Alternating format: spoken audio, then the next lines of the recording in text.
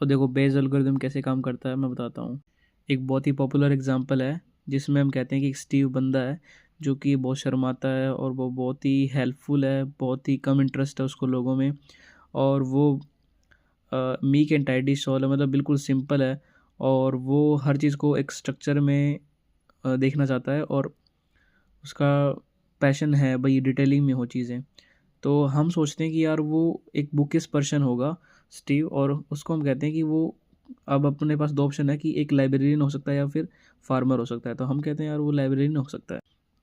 But यहाँ पे ये चीज़ गलत है, क्योंकि हमारा स्टीरियोटाइप ये है कि अगर ये चीज़ें आई है तो ये फिर लाइब्रेरियन होना चाहिए, ना कि ये फार्मर होना चाहिए। बट एक्चुअल में अगर आपके पास इतना बड़ा डाटा सेट फार्मर्स का है, मतलब बहुत सारे फार्मर्स हैं और लाइब्रेरीज इनका रेशो लाइब्रेरियंस का रेशो कम है, तो लाइब्रेरियंस बहुत कम है और जो फार्मर्स है वो ज़्यादा है।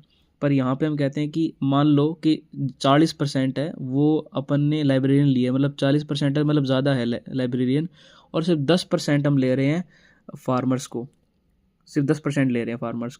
बट जब इनकी एक्चुअल काउंटिंग देखते हैं तो ये 4 है और ये 20 है।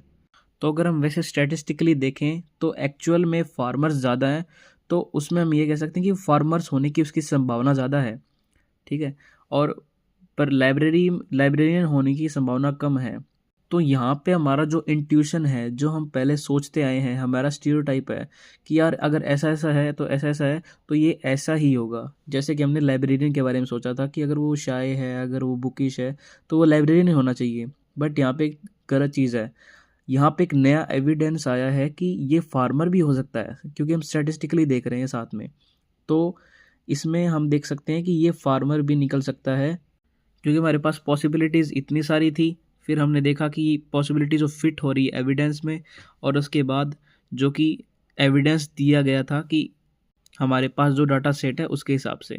सो बेसिकली बेस थ्योरम ये है अपडेटिंग बिलीफ। हमारा जो ओल्ड बिलीफ है उसके साथ में एक नया एविडेंस की जो स्ट्रेंथ होगी वो हमारा अपडेटेड बिलीफ होगा। और बेस थ्योरम का मेन कोर आइडिया यही है, सेल्फ बिलीफ अपडेटिंग इंजन।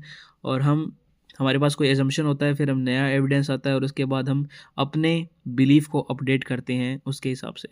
और सो आगे अगर आपको याद रखना है तो आप इस डायग्राम से आप समझ सकते हैं आगे।